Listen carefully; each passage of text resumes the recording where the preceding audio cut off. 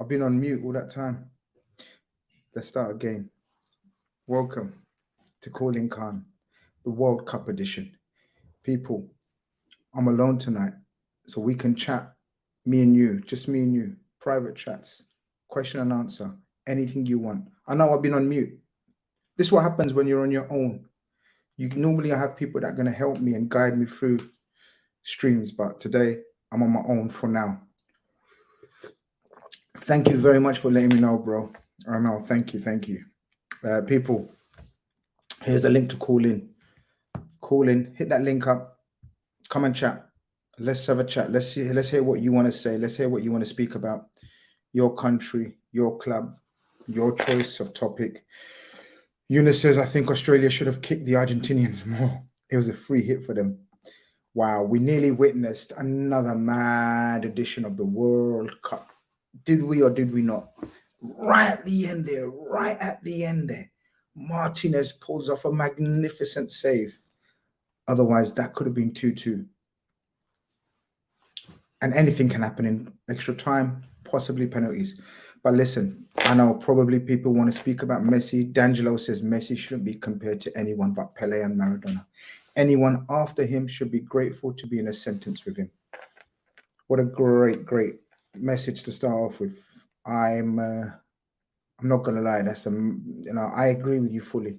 The only people that can chat to Messi is Maradona and the great Pele. Oh man, it was. Am I cold? I am, yeah, man. You know what it is? People already know that I'm in a conservatory, right at the back of the conservatory. So it doesn't matter how much heat as you got on here.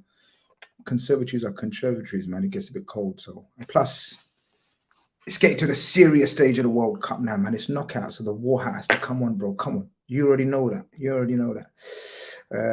People, smash a like. Time for some World Cup chat.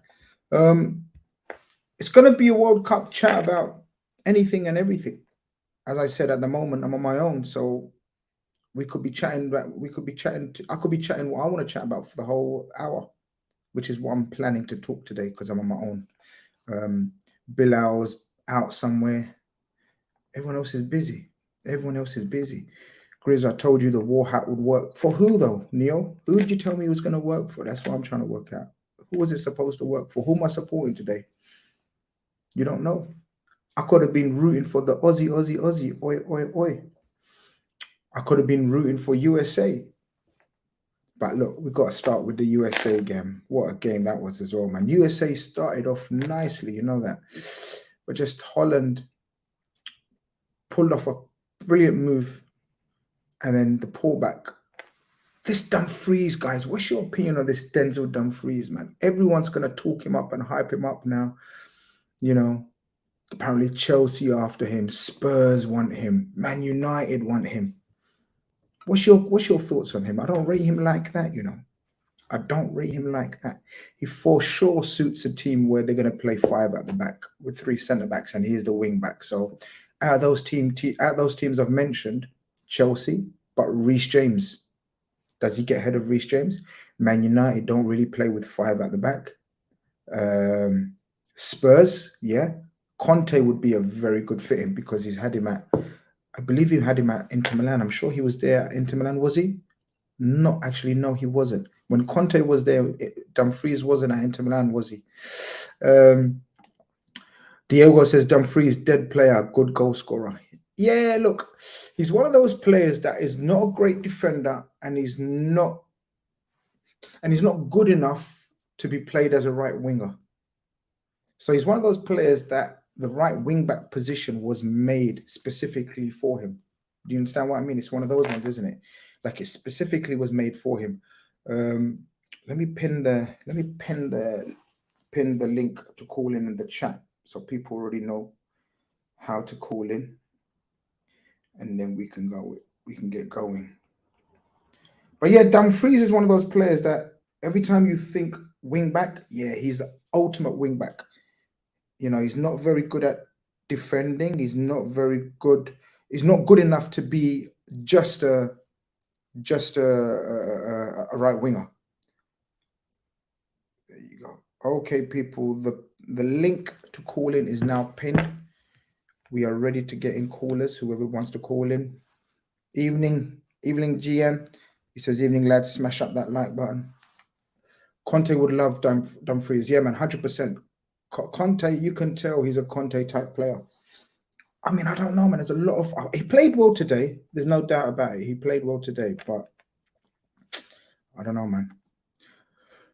Zizi says, first goal in the knockout in his 5th World Cup. I feel like them GOAT conversations are a bit overrated. Oh, wow. Wow, wow, wow. People in the chat, let Zizi know what you think. I think this is a very wild opinion and a statement. I'm not going to lie, Zizi. I know you're a regular in the chat, but you can't tell me Messi is overrated. Oh, shit. You can't do that. Yeah, Eunice, you're right. Inzaghi bought him. Conte didn't have Dumfries at Inter Milan. Chris says Messi was getting Higuain flashbacks at the end with the game with Lautaro missing all those shots. Yeah, Lautaro Martinez, man. I think you already know what I think of Lautaro Martinez. Martinez is not that guy, man. Fraud. I hate using that word, fraud. I don't see what he brings to the party. Honestly. He's not a good finisher. He hasn't got great technique or skill. He's just a hard worker, keeps making those runs. I don't know. You guys tell me. Lautaro Martinez fans, come through, chat to me. Tell me what you think. Yeah, I agree with you, Diego. Argentina cannot play. Look at Alvarez was a breath of fresh air, man. Buzzing, making runs, linking up play, holding up play.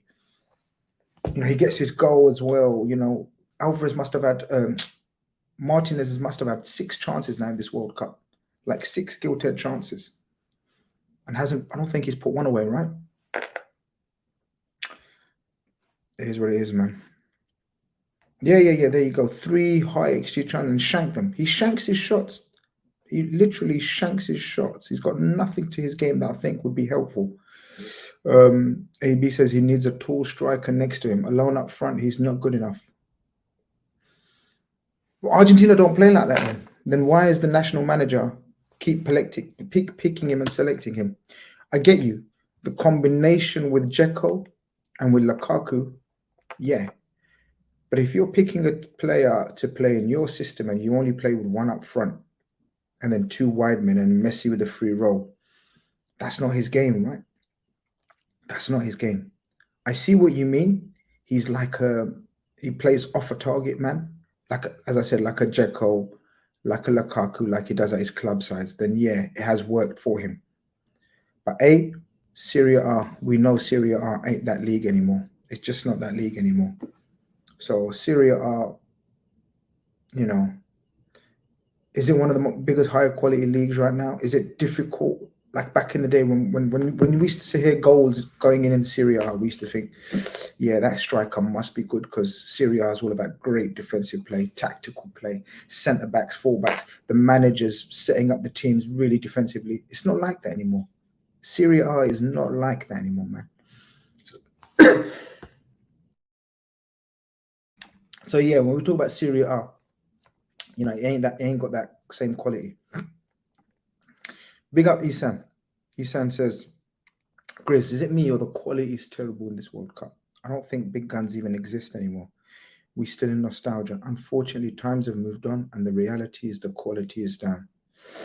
No, I disagree with you. I disagree with you because I look at it from the other side. I think the quality of football around the world has increased. So the smaller nations, the smaller clubs, as we're seeing in leagues as well, have improved their coaching, have improved their grassroots football.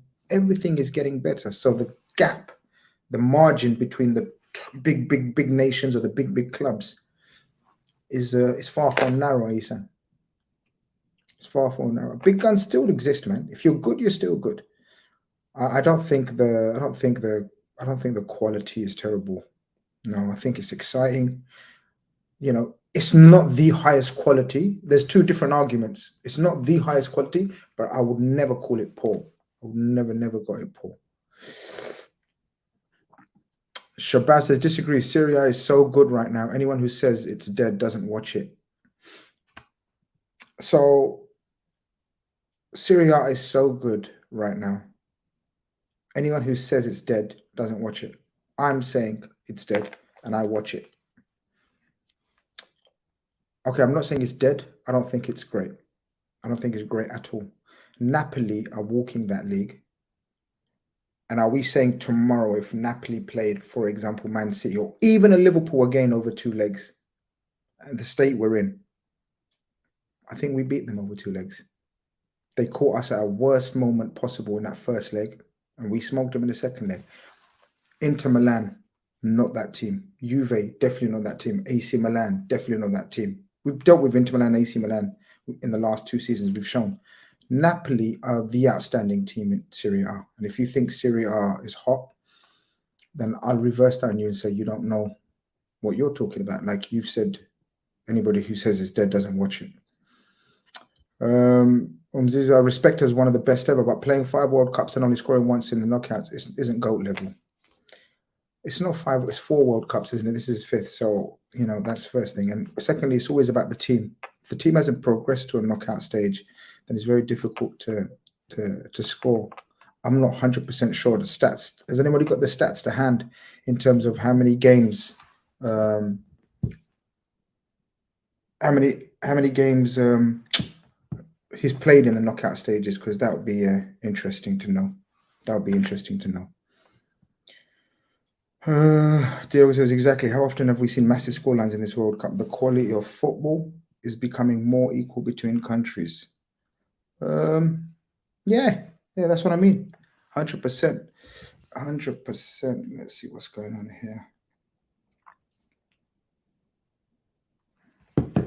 here. Chris says Serie A is competitive these days, but that doesn't mean it's good. Absolutely. Agree. Just because Napoli have come up through the ranks and one of the better teams. One of the best ways of judging it is looking at the teams in Europe that are representing their country. That's one of the best ways of looking at it. And Napoli are flying. Like who thinks AC Milan will knock out Spurs? I don't think so. For example, Chelsea walked through AC Milan in their games. Inter Milan, as I said, not looking great. It's really only Napoli. Really only Napoli. Argentina versus USA would have been terrible. Argentina versus Netherlands, people. What's your thoughts on it? Argentina versus Netherlands now. That's going to be a cracking game. Wow. And the reason why that's going to be a cracking game is because of the Netherlands manager. Louis van Gaal, I should say, is pretty much a brilliant coach. I think Louis van Gaal is the difference maker when it comes to these kind of games. Today, USA started off really well, but sort of you could see Netherlands never panicked, never worried, pass all the time. And that goal they scored in that first goal they scored, what a beautiful goal that was, people. What a beautiful. And it started from Frankie de Jong not panicking. So many players would have just panicked in that situation and just lummed the ball up. But he didn't. He didn't. Ronaldo hasn't scored in knockouts either. There you go. So are we saying Ronaldo and Messi are overrated? Are we saying that? I don't think that makes any sense.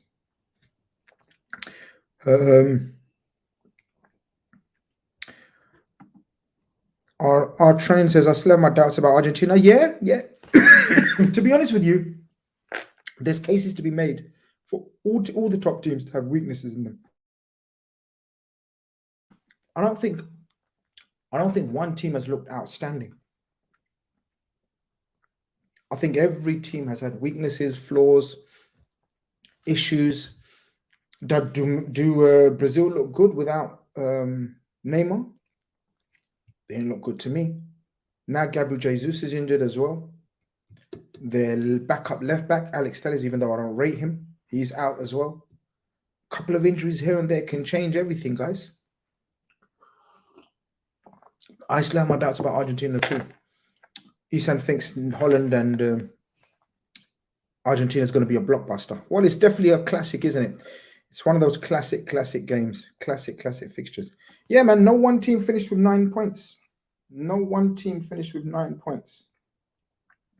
So that shows you what kind of levels we're at with this World Cup. Everyone can beat everyone. Look, I don't know about you guys, but I wasn't really comfortable in that last 5 minutes. Think about that. Last 10 minutes, you're going into Tyson Fury. I'm talking about Tyson Fury. You're talking about Argentina, Messi and Cole, but they were literally a crazy save away from taking it to extra time. Think about that. Think about that. So yeah, man, it's not easy. This World Cup is not easy at all. Let's have a look at where we're at in terms of World Cup wise. Where are we now? So yeah, look, today's games, we've got the Netherlands game, didn't we? 3-1. As I said, I don't know what you guys thought. I thought Netherlands really played within themselves. It wasn't difficult. It wasn't. I don't think Netherlands really had to get out of gear. USA, I thought were naive, and I'm not gonna lie. I don't understand this selection with the USA team. They've got a couple of guys, namely Aronson, and my mind is gone blank. Who's the guy? Gio Reyna, who, in my opinion, should be in this team. Ferreira had an awful game. Weir, who probably looks like their best finisher, he showed his finish in the previous game, didn't he? Where I think he should be playing through the middle. And then you can bring in someone like Aronson or Gio Reyna as well. Gio Reyna, Aronson are playing so well, especially Aronson. What a good season he's having for Leeds, man. And this manager stuck with Pulisic and Weir, and he brought in Ferreira. I know he's been playing Josh Sargent up front as well. And I think that's where they're lacking.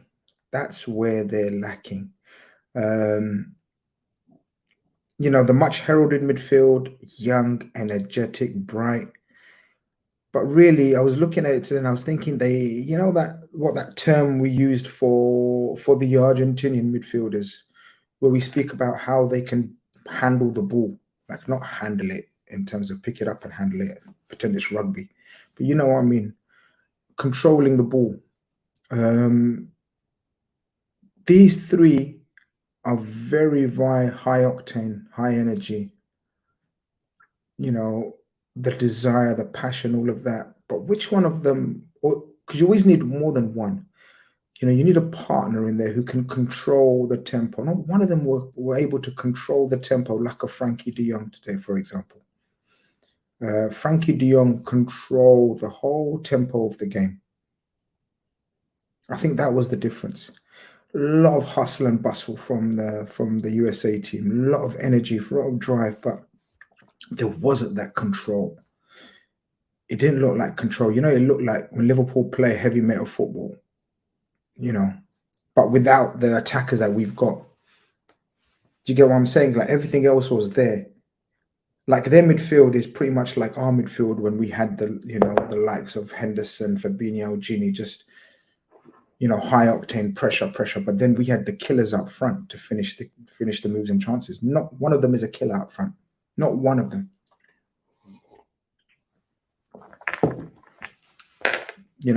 And when you keep creating chances, or not chances, clear-cut chances, but situations and opportunities in a game, that's what happens.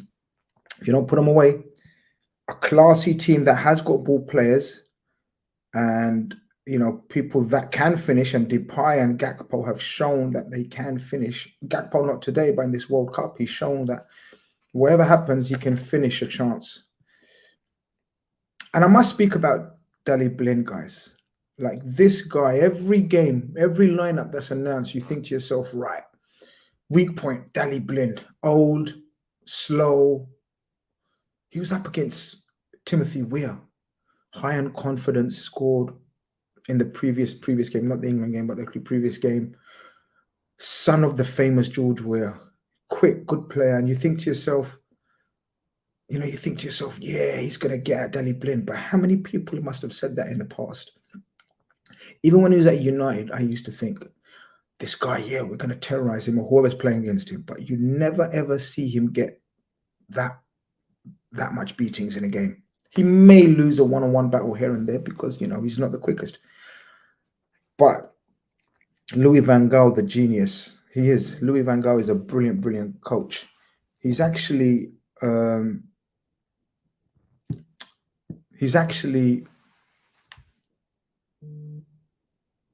utilizes him beautifully, absolutely beautifully.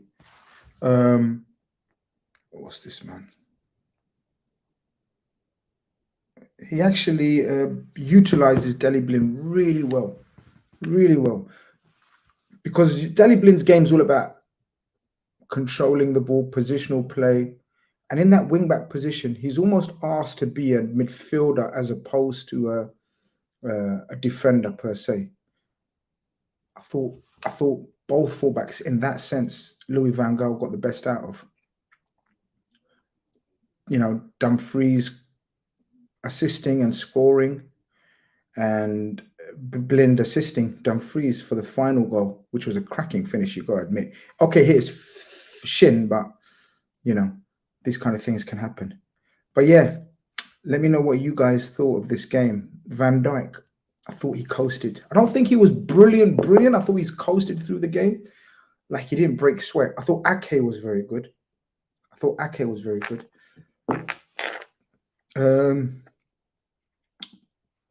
I think the only dodgy thing about the Netherlands is their keeper. He just seems average.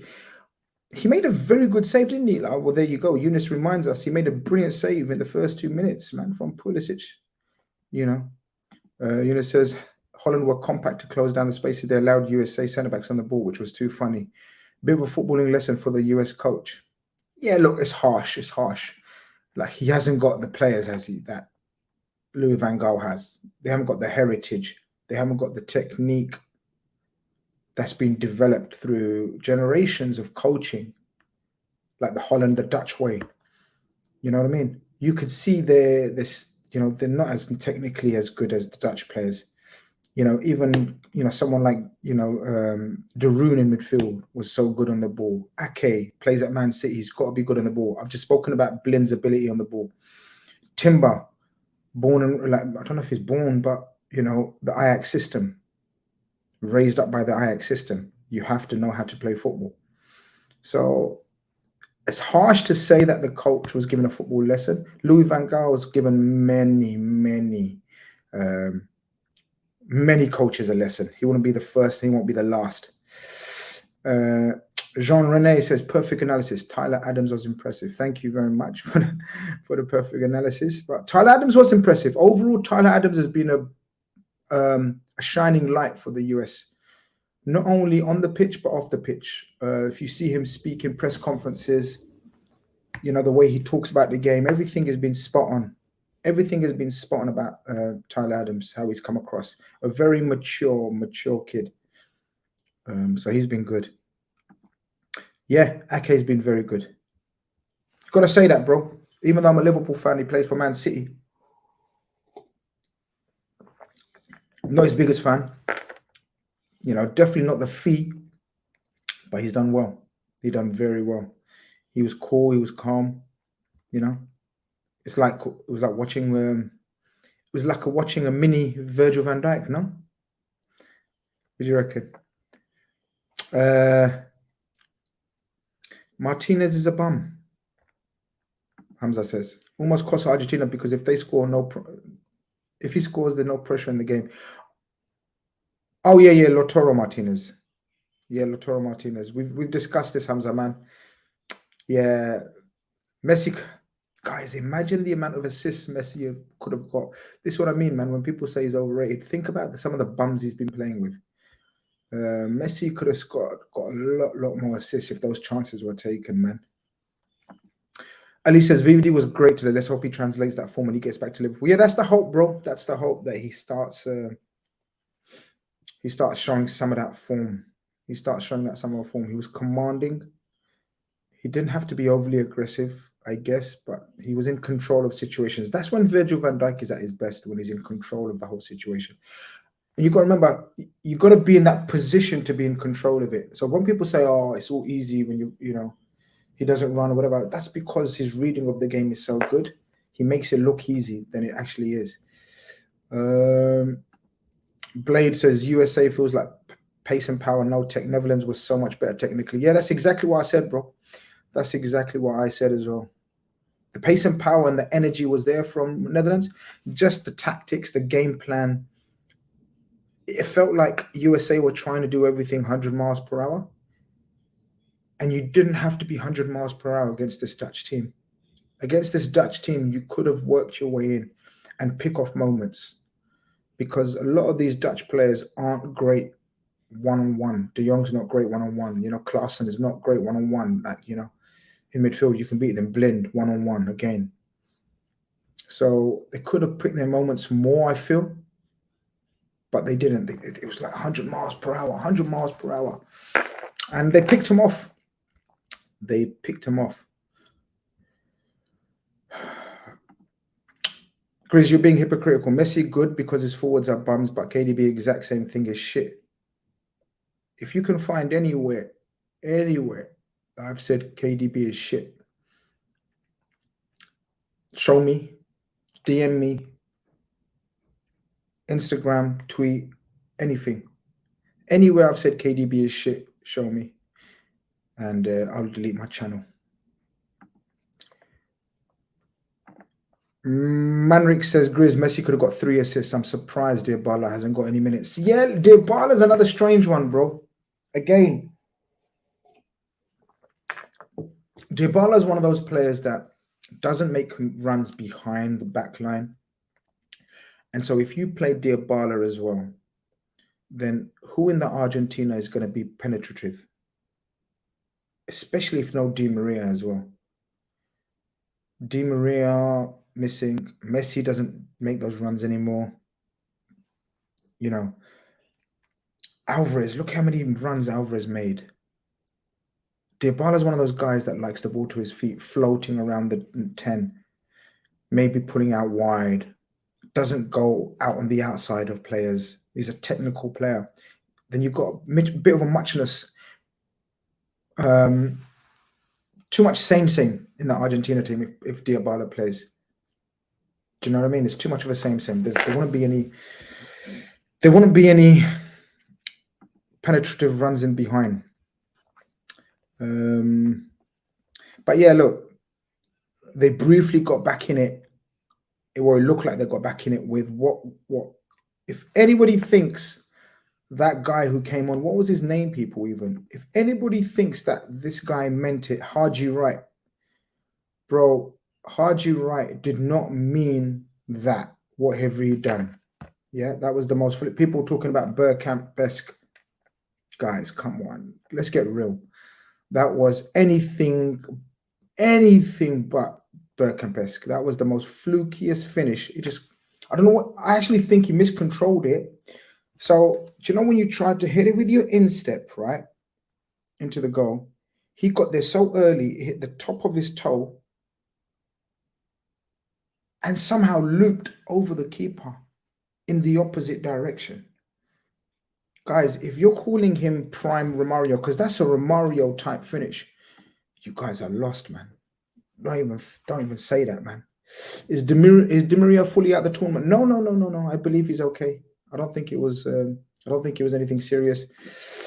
Neither am I, Aaron. I'm not feeling the Gakpo hype, but the guy has got 3 goals. At the end of the day, he looks like a very good technical player in terms of he's got good technique. He's still young. He can get better. So I'm not writing him off. I'm just saying right now, I was having a debate with a few Man United fans saying, guys, if you're looking to pay 60 million for him, then that's up to you. Like, it's wild. I don't think he's worth more than around 40 million. That's what I said. Time to shine. Are you seriously asking us what game we reckon is going to be the surprise in this round? How many surprises have we seen, my bro? How many surprises have we seen? So look, we've seen surprise after surprise, man. How many more surprises do you want to see? Here we go. What's the fixture saying?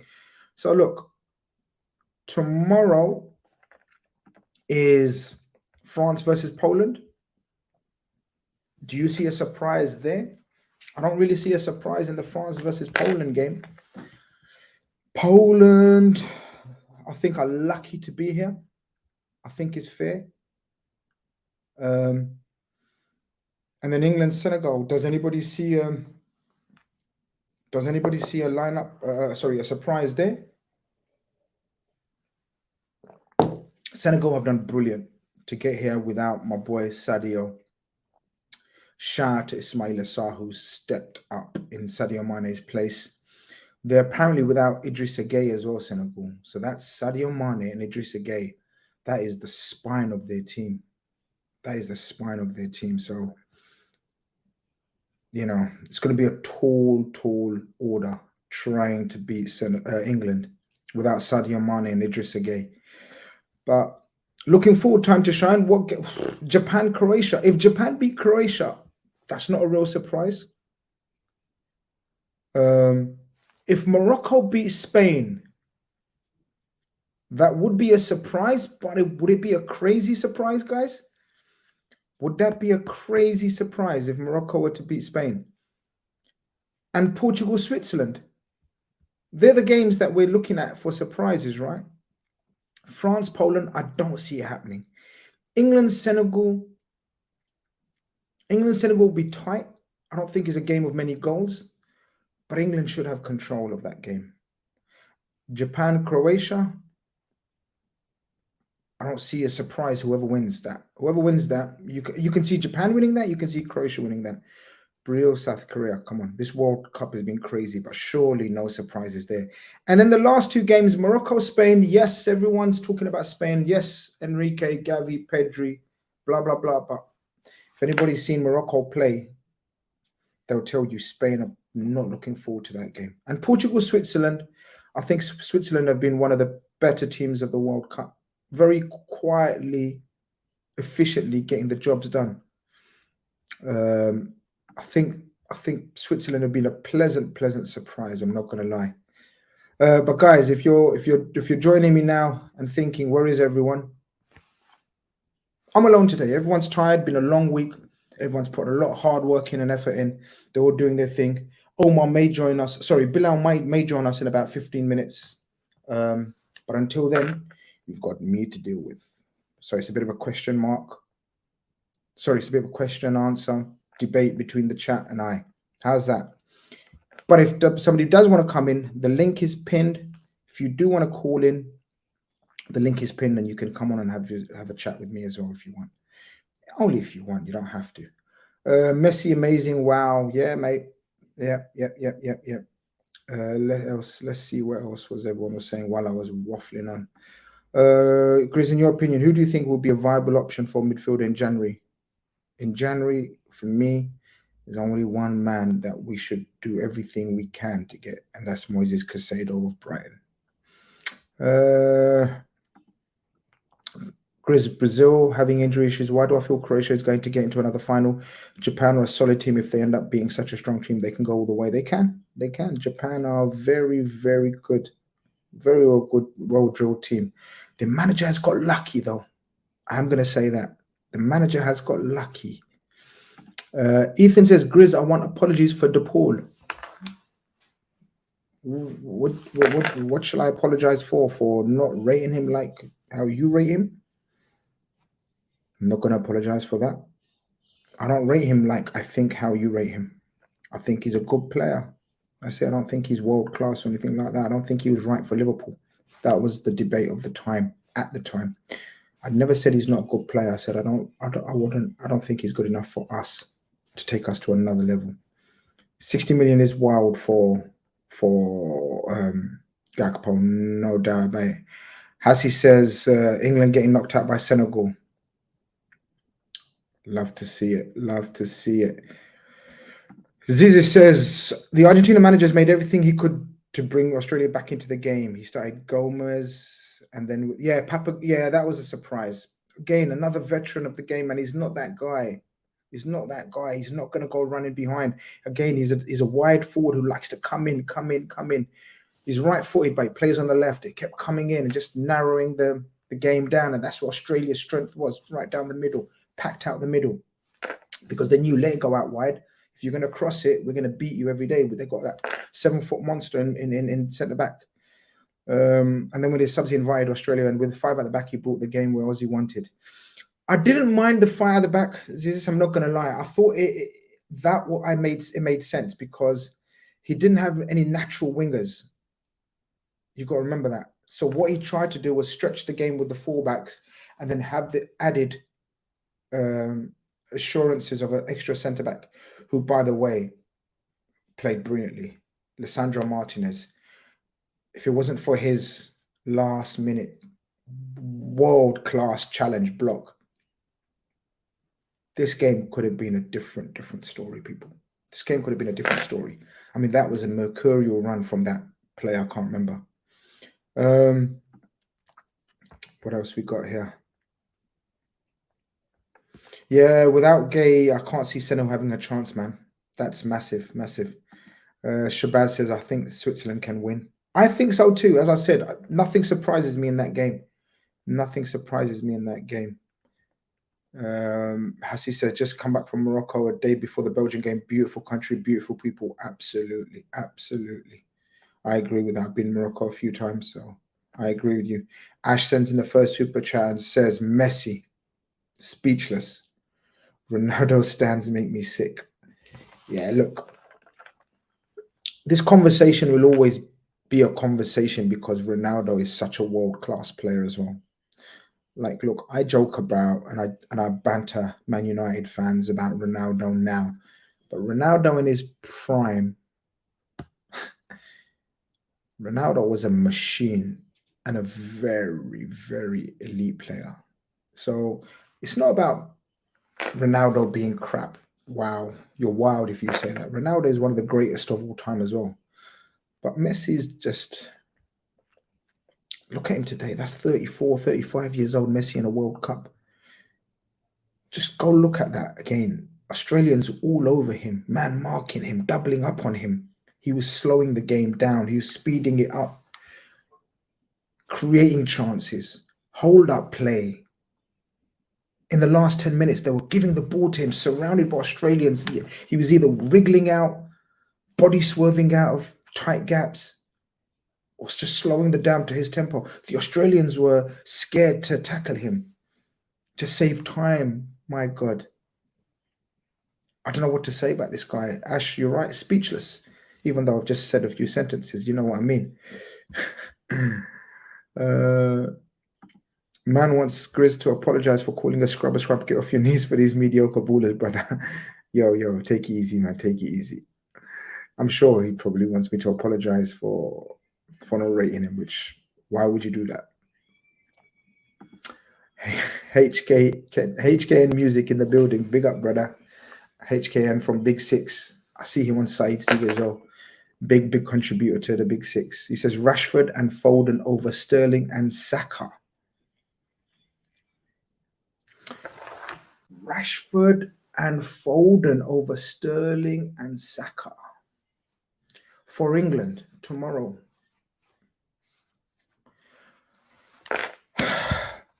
See, if you look at form, you have to say Rashford over Sterling. You can't make the case for Foden over Saka, though, HKN, bro. Saka's been wonderful. Saka's been probably one of England's best player, along with Jude. That's a difficult one. Rashford and Foden have cases. They've said to Southgate, yo, we're here. Think about us. What do you mean? And what are you saying? Southgate has got decisions to make. Every manager wants to be in a situation like he's got these kind of players to choose from. And this is why I say England have got a chance in this World Cup. The depth England have got in the attacking and forward positions, like sort of from attacking midfielders to forward position, is as good as any other nation. Don't tell me about any other nation having stronger than them. As good as.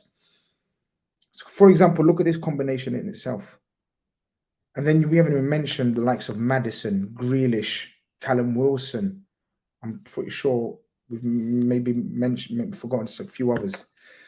So that's a good shout, HKN, bro. That's a good shout. I mean, look, how many people have this argument about Foden? Foden, for me, is an elite player. But Southgate's got a system and he trusts his people. You got to remember, Southgate's got a brilliant record for England. A final and a semi-final in the last two major tournaments. And now he's walked the group. And now he's on the verge of another quarter-final, I believe. So you've got to trust his methods. You've got to trust his choices at the moment. We could debate this all day long. Like Rashford and Foden ain't a dip in quality. Sterling, though, the movement of Sterling with Harry Kane is, for me, a higher quality than Rashford's movement with Harry Kane. Rashford is obviously younger. Rashford's probably a better finisher than Sterling, because Sterling's an elite chance creator, but not a brilliant finisher. Don't know if you agree or disagree with that. Like Sterling, his movement is elite, his intelligence is elite, but his finishing isn't. And Foden and Saka, I mean, the thing is, Foden hasn't performed wide right for England like Saka has. And so then you're upsetting the balance. So I think he's going to go with Sterling and Saka. But I wouldn't be surprised. And that's what it is about. I wouldn't be surprised if he picks Rashford or Foden. But thank you for the super chat. I appreciate that, bro. Let's get through some of these comments, man. Where we going?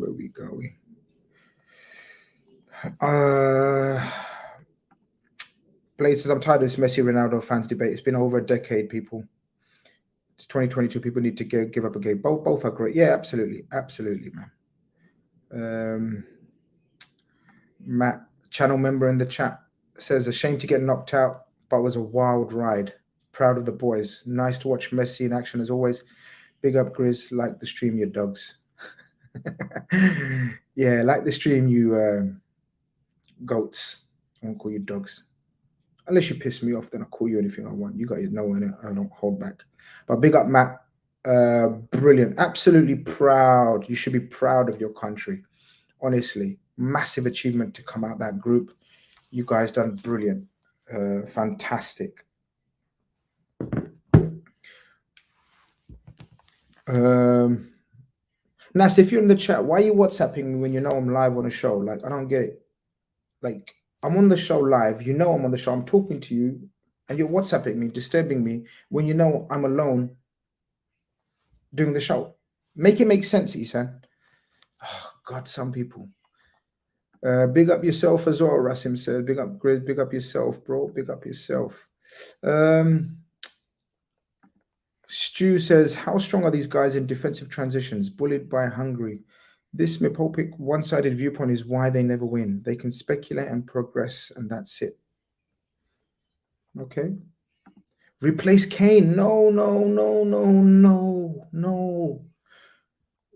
man. You can't. If you're not seeing what Harry Kane brings to football teams, I'm gonna say that line, man. I'm gonna say that line. If you don't appreciate Harry Kane's quality as a footballer, football's not for you, man.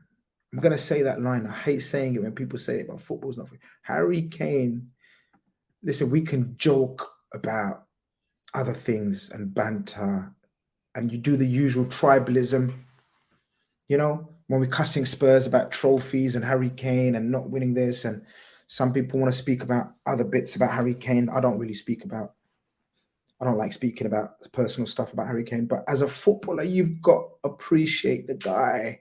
Come on.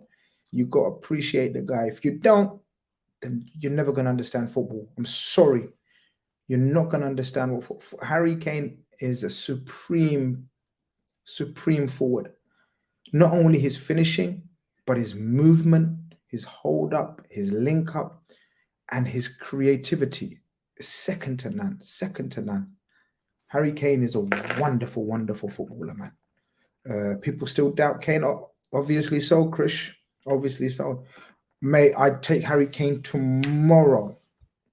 I would take Harry Kane at Liverpool tomorrow. There you go. We've got our first caller of the night, guys. It's been a slow burner today, but we've finally got our first caller. Ahmed, are you just message me in the private chat if you're ready to come on, my friend? Let me know. Guys, as you can see, I'm alone today, so bear with me in terms of speed and getting things up and reading things out. Hopefully, Bilal will be joining me in the next 5-10 minutes. Otherwise, no problem. I'll ride it out alone today. Please like the stream if you haven't. Subscribe if you haven't. And then we can carry on. Sid says Messi showed his class today, even as a Ronaldo fanboy. I love people like Sid. He admits he's a Ronaldo fanboy. I can accept that Messi is the GOAT. He was on fire today. Football's a humbler. I love people like that. He's a Ronaldo stan, but he says he can accept it. Brilliant. Brilliant. That's what it's about. Acceptance. You don't always have to fight and disagree with every footballing opinion. You don't have to do it. HKN music in the building, as I said, United should go for Memphis over Gakpo. It's more what we need. You guys had Memphis, HKN, bro. You guys had Memphis, man.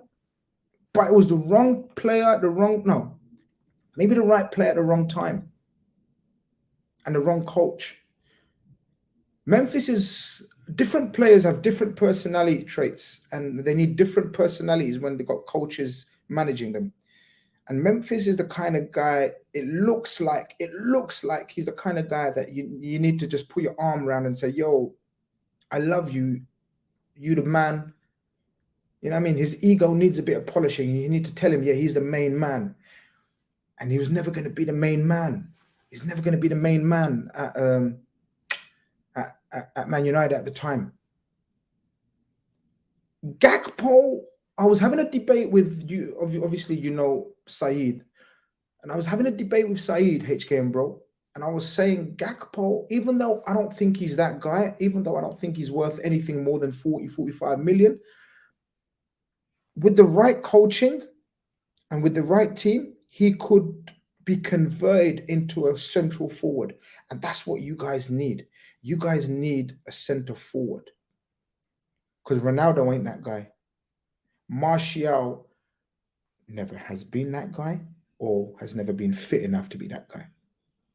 So Gakpo could be a project for Man United. Are you really going to have a project in big old 2022 in the situation you guys in? Have you got the time and the patience to develop a project? I'm not sure you have. But if you're brave enough, that's what you need to do. That's what you need to do.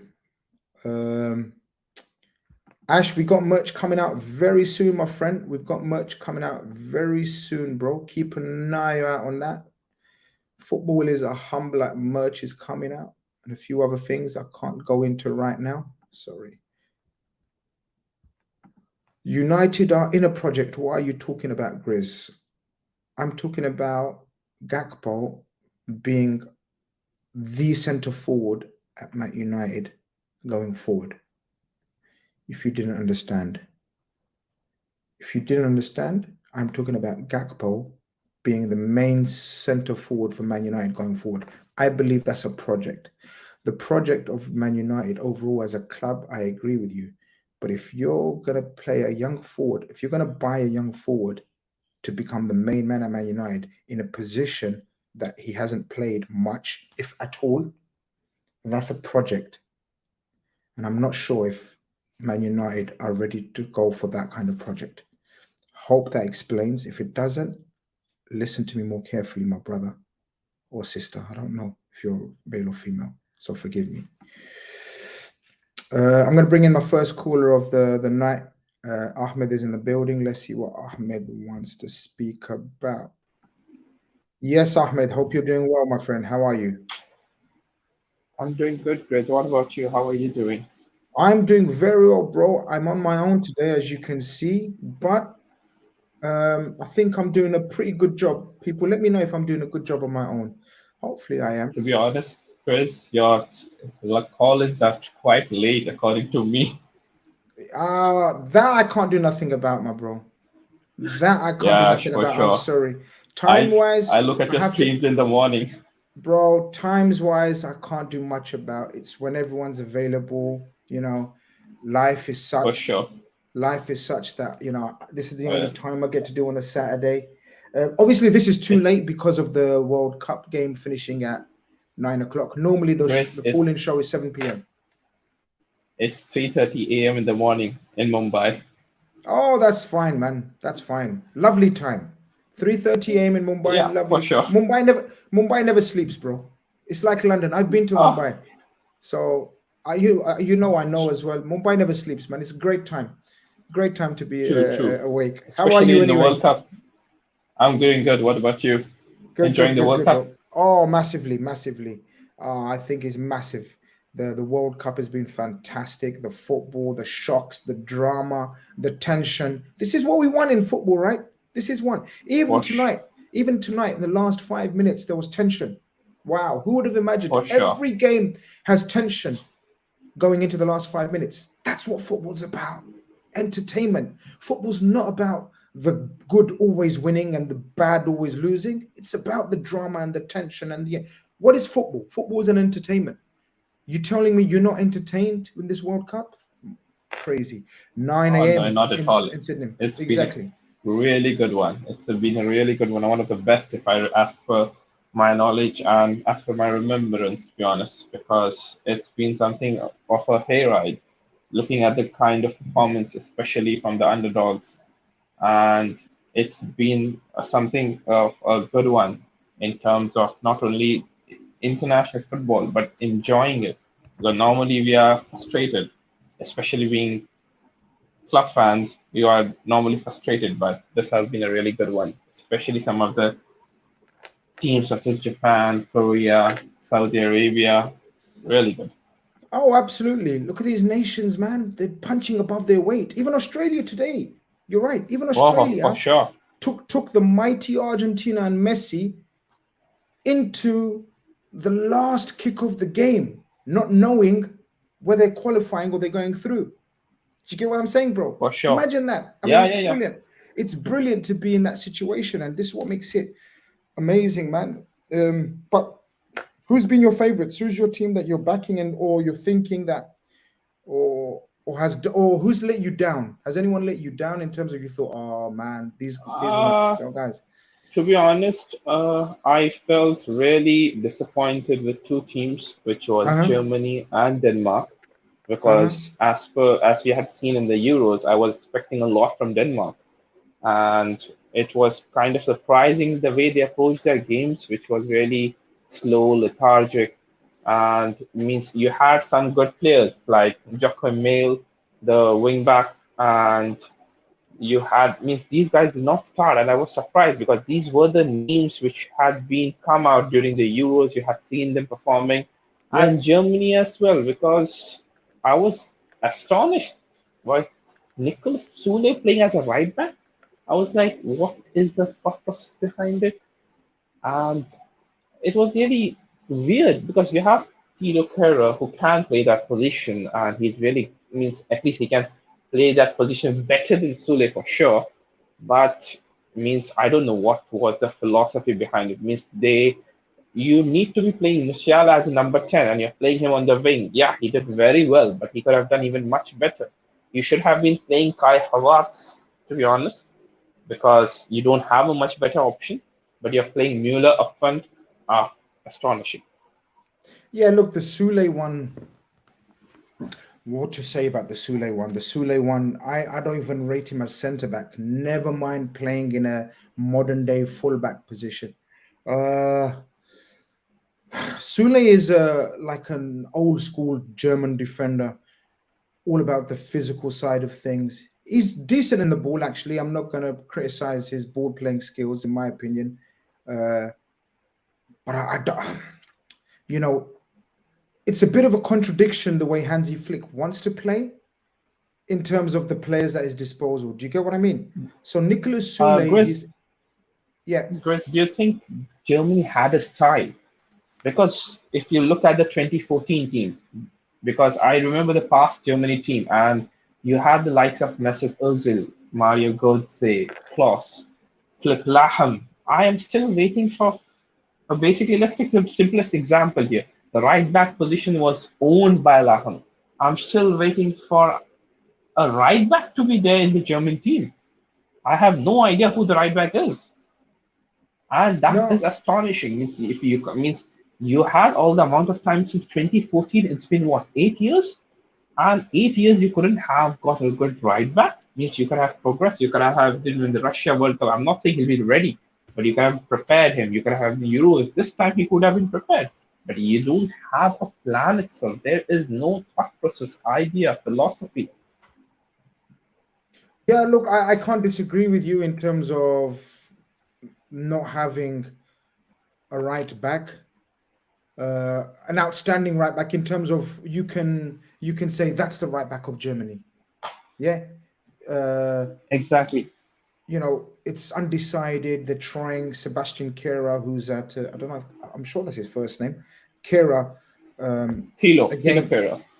Timo Kera. I beg your pardon, Timo Kera. I don't Yeah, think he's the answer. Um, Sule, they've tried. Their Kimmich is still their best right back, which is a major problem because Kimmich is also the best DM, one of the best DMs in exactly. Europe. So I get that. In terms of style and philosophy, Ahmed, I disagree. I do know there's a definitive style that Hansi Flick tries to employ. He tried to, or he did employ it very successfully at Bayern as well.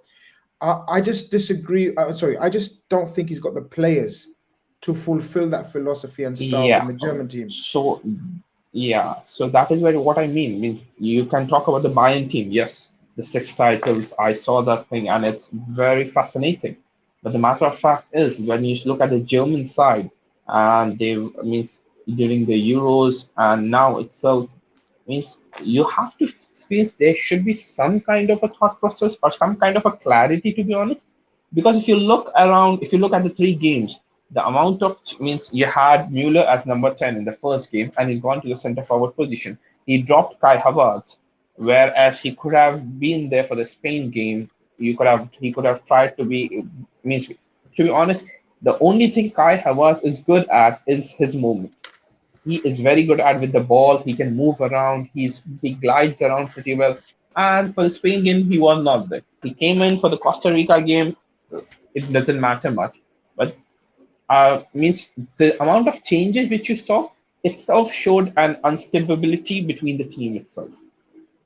Yeah, there is. I mean, look, even though we've said all this about Germany, don't you think they were very unlucky in the end not to go out? Because it was just about 20 minutes of madness against Japan, right? Really, that knocked them out. Because apart from that, they dominated the Japan game, the first game. They had chance after chance. They couldn't finish them. Against Spain, one of the better teams, one of the favorites. I thought they outplayed him in the second half. First half was Spain's. Second half, Germany got really strong. And they smashed Costa Rica in the last game. Should have been 7-8. So, yes, I agree in terms of issues. They have got issues, but I don't think the issues that they need to be worried about going into the next tournament, which is in about 18 months. I think in 18 months, Germany will be very much one of the favorites. What do you think? Chris, do you really think so? Mm, Because if you look at the aspect of, let's say, you said about the position aspect, but what is position? Means if you have position and you're creating chances, that's understandable. But if you're creating chances and still you're not able to score and you concede 2 goals, and look at the 2 goals they conceded versus Japan, means when the Japanese scored those goals, but the this is what I kind mean. of goals they But scored but this means is what I mean. you look This is what I at the mean. way means if you have conceded 1 goal, you take a step back. You try to reset yourself. But the amount of space, let's say the left back Raum was all the way in the left wing. So Rudiger had to come and cover up. He made a mistake. Schlotterbeck was the one who made the mistake, if I'm not wrong. And he's running behind. And what a finish. But the matter of fact is, why do they have so much amount of space? Means for me, it was more than the fact that rather than in the improvement, they had an egoistic side to it, and it took a place big time in the wrong way. Well, we don't know. We will never know if they had egoistic. That's up to individuals. We can only go by the gameplay, and the gameplay suggests that they dominated that game. If you look back at that Japan game and the stats and the action, they dominated Japan. I know we're praising Japan, and rightly so. And what you're talking about is incidents and passages of play in a 98-minute game where I suggest Japan had about 20 minutes where it went wild. But this is what I mean. In 18 months, a lot of these players will have more experience. The likes of Jamal Musiala, Sane will still be around. Gnabry, still very young. Mikoko, who was just taken along but never got a chance, will be far more experienced. True. Even Kai Havertz, Timo Werner will still be around. Leroy Sane will be around. A lot of these players will still be around and have more exposure, more experience. What they need to find is a stable back four. That's what they need to do. And I think in 18 months or within 18 months, I trust Hansi Flick to find that. And if they can fix that, then there's not much missing from this German team. I still think they were very unlucky, as the other games proved. I still think they need to sort out that defense, Grizz. I've just said that. If you look at the defense, other than Rudiger, I don't see anyone. I've just said that, my friend. I agree. That's what I said. They need to find a defense. But look, let's see. Ahmed, thank you very much for calling in, my friend. It's been a pleasure talking to you. Thanks a lot, to chat to you real soon. Look after yourself, my friend. Try to catch some.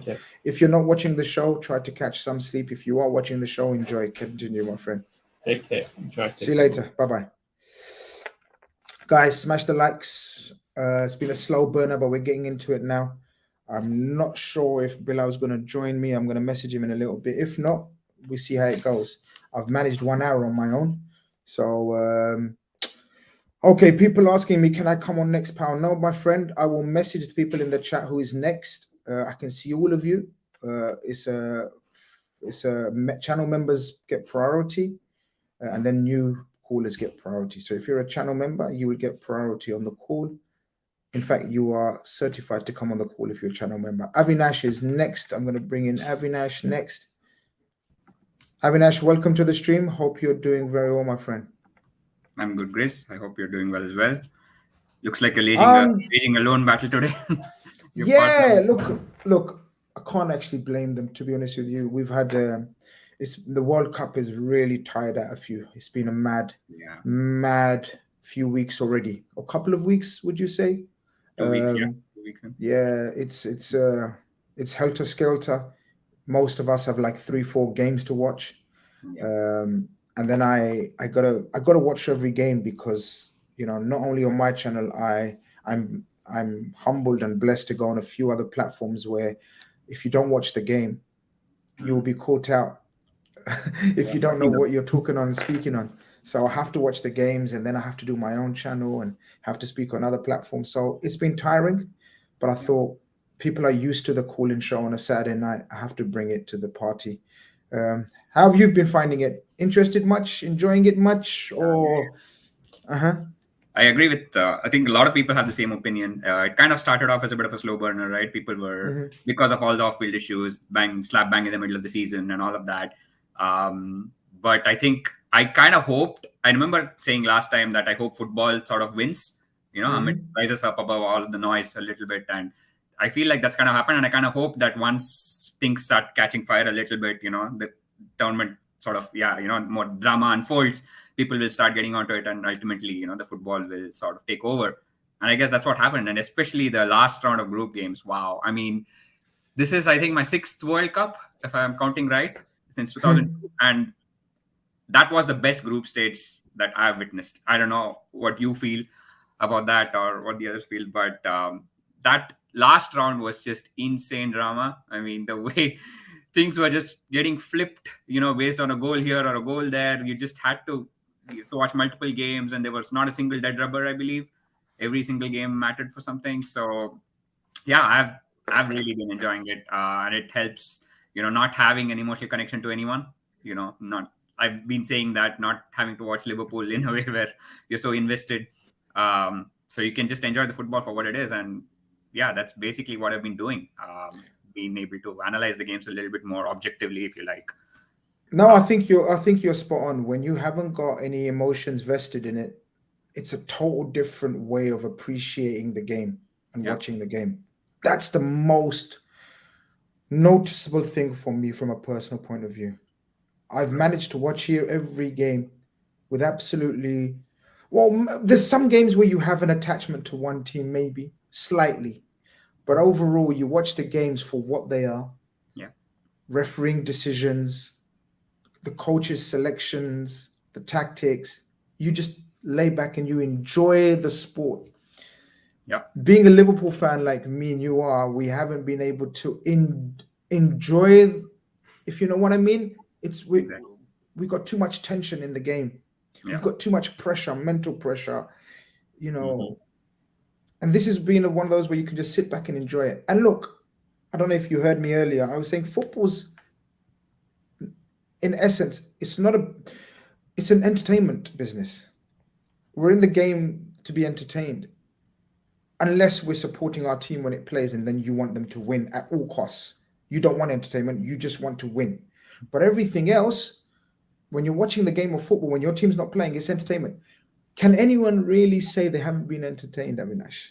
Every single game in the group, the final stage group, sorry, every group had jeopardy going into the final game.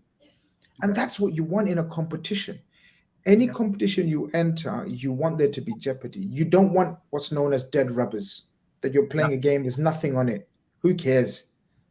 What's this game for? Empty stadium, Mexico versus Luxembourg, nothing in it, empty stadium. Who gives a shit about that? These games have been fantastic. Crowd supports. Look, the quality we can debate, and that's subjective. Like, who's to say?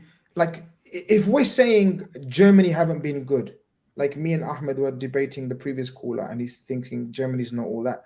But I think Germany are very unlucky, and I think the quality of their football is very good on overall. It's just a couple of positions they're lacking: a centre forward and the defense. But apart from that, can we say Jamal Musiala's quality is not some of the best we've seen? Can we say Gavi and Pedri haven't shown us phases of play? We think, wow. Has Messi not shown us quality of the highest order today? So quality and impressions of quality is subjective, but excitement and entertainment is what football's about. And I have to say, I've been entertained. 100%. Yeah, and actually, one of the first things I want to talk about, I had two main takeaways actually when I look back at the group stage, and one of the first things does relate in a way to the level of quality. I think the quality has actually been really good, and one of my first takeaways is: have you seen the number of these sort of smash and grab results, and against the odds, against the run of play?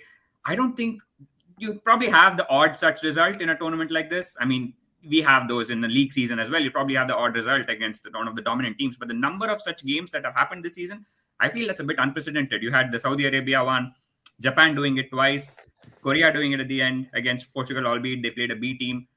And I think the scales are a lot more even now. And, this is something that when we were doing the previews, and all of us have done it, some privately, some, on these platforms, everybody was someone's dark horse. Like everybody was looking at a certain team and saying, watch out for these guys. They've got these ballers in the team. And I feel like every team has really good players playing in Europe's top 5 leagues, and no team can be taken for granted now. And I think that's what a lot of these teams found out. And yes, it does relate in a way to what you were talking about before, about Germany playing really well. I do agree. But one of the things that these teams did, I feel, was take these teams for granted a little bit. And ultimately, yes, there was hard lines. It was fine margins. They created a lot of goals. They couldn't put in, but I don't think it's just down to bad luck when you don't finish. I think there's an element of the two words that come to me are like care and attention. I think there was not enough care and attention taken by these teams. When they're on top, you have to finish these teams off. When you have the chances, it just doesn't come down to luck. It comes down to focus. If you are focused and if you are really in the zone, you will take those chances and you will finish teams off. And I think that is one of the biggest takeaways for me, that a lot of these teams didn't do that. And eventually they suffered as a result of that. So I think this is something that going forward, these teams should keep in mind, that no team can be underestimated, that every team now has really good players. And we kind of saw that. So I think that's one of the biggest takeaways for me. I don't know how you feel about that.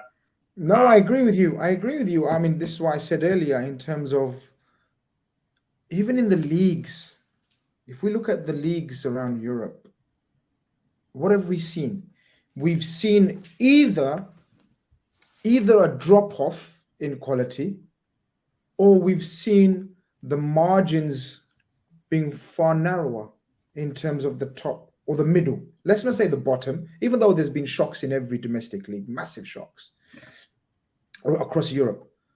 And what we've seen, that's a continuation into the World Cup as well. Now, we can't suddenly say, oh, the quality of football around the world has dipped. It's gone up, if anything, actually. It doesn't make sense to say that. We can't just suddenly say, oh, because in this World Cup, we can't be consistent. Sorry, it would be inconsistent of us to say the quality of this World Cup has dropped. But in all the leagues, the Serie A, the Spanish League, the Premier League, the French League, whatever, the standard is so good still. Because we've seen that so many shocks have taken place. No one is running away with any league in any country. Why is that? Because either the margins have narrowed, or there has been a collective drop. So I've enjoyed it, man. We can talk about quality, as I said, all day long, all night long. Some of the games, like even look at, if we just look at what we got here, we've got Australia in the knockout stages. USA gave Netherlands a fairly good game in the first half. Again, bit of tactical naivety. First time this far. Yeah. I don't know if it's the first time this far, but a striker short. We've got Japan here. We've got Senegal here. We've got Poland here. South Korea playing Brazil. And I keep saying that the Tuesday games, I wouldn't like to call them. Would you like to call those? Like we got Morocco versus Spain on Tuesday and Portugal versus Switzerland. I wouldn't like to call them, bro. On paper, we'd say Spain and Portugal slight favorites. But the way Morocco and Switzerland performed, would we be shocked? I would be shocked, bro. Yeah. Those are the two most even games, I think, when you look at the round of 16, because in general, there's been a trend, if you look at the round of 16 games, that in every game, there's kind of one clear favorite and one underdog in a way. There's not like there's not two heavyweights up against each other as such. We've not had a single sort of heavyweight clash. But out of all the games that we have, I think those two, the ones that you picked out, are the most even, especially the Portugal-Switzerland game. That's, I think, the closest to being 50-50. And Morocco as well. Morocco have been sensational. So it's just... They have been sensational. It's like Zia says here, he says, Grizz, it seems that these lower teams have taken the key from Klopp and Liverpool. They all press and press when they can. The pressing from this Morocco team has been insane levels. Yeah. Absolute insane levels. Ladies and gentlemen, we'd like to welcome Bilal, who has finally managed to join us. People were questioning your durability, your energy levels. They were doubting you, saying this World Cup has taken it out of him. And I said, yeah, to be honest with you, Bilal has been working hard, but you've come through like Xhaka. Yeah, listen, you didn't lead the last team down. minute. Yeah, last minute, bro. I'll fight to the end. Yeah, I've come through, man. Yeah, of course. Apologies, guys, for being late today. Had some stuff to take care of, but yeah, I'm here now. And yeah, today's been a great day of football. I've listened to your conversations, obviously, before I was jumping on. And yeah, it's just been a mad day. I don't want to disrupt your flow too much, so you guys keep going. And I'll be here. We were just discussing sort of like there's a bit of a debate going on with my first couple of callers about, well, and the people in the chat. Some people think there's a massive drop in quality, like the quality hasn't been good. Some people are like me are suggesting the levels of the top teams and the middle teams, I should say, have narrowed. And the example I used, Bilal, was if you look at all the domestic leagues all across Europe. Is anyone walking away with the domestic league? I don't know. I might be wrong. But can you guys think of any team that's walking away with the domestic leagues? I think Germany's still close. I think Napoli not running away with it. Napoli are slightly clear. Even PSG aren't clear, are they? In the French league. So, I think they are unbeaten, but they are. It is. I understand this debate about the top players, especially. In my opinion, football, in terms of the top players and the amount of top players we have, has definitely a decrease. And also, as Grizz, you're saying, the teams mid-table, lower down the league, they've definitely improved over the years. And just the general basic level is higher. But that top level that we used to see, I think there was way more proper top players back in the day. And then when you talk about, like what teams really running away with the league, whether it's Man City, let's say in the Premier League, they've been run very, very close, obviously, over the years with Liverpool. We'll see this season. Hopefully there's a title race as well from my side. But yeah, I think the top players, it's the level of the top players. It's not what it used to be. But then again, the mid-table teams have definitely improved. So it's one of those ones where there is a balance in football, I think, more now than before. But at the end of the day, it's so weird because at the same time, I look at like the Bayerns, I look at the Real Madrids, and I just think they're still too good. You know what I mean? Like for the other teams, even if they've improved, these other teams can't really catch up. But at the end of the day, the top players, it's just not the same.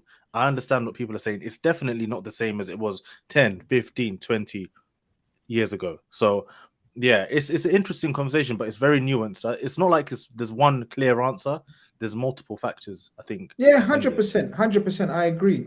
There's multiple factors. But Avinash, before we keep it moving, just wanted to get your thoughts on the knockout stages now. We've got the games up. We've had today was day one of the knockout stage, wasn't it? Yeah. So what's your thoughts going into Sunday, Monday, and Tuesday's fixtures then? Who do you see progressing? Who do you think the final? Give us your final looking at all the teams that are left. Yeah, I think the next 2 days, some of them I think are fairly easy to predict this time. Again, we have seen shock. I think it'd be a fool to anybody would be a fool to predict who would actually win this time. But I think the likes of England, Brazil, you probably expect them to go through. France, Poland are a dead team, honestly. They may be able to conjure a moment here and there, but yeah, I think France I expect to go through. France, England, Brazil. Which is the other one? I think Portugal, Switzerland is probably the most even game, I would say. I really can't call that. Spain, Morocco. Also. You have to call it. You have to call it, my friend. This is the show of the brave. I'll go with Switzerland for that one, I think, just to throw in one sort of upset.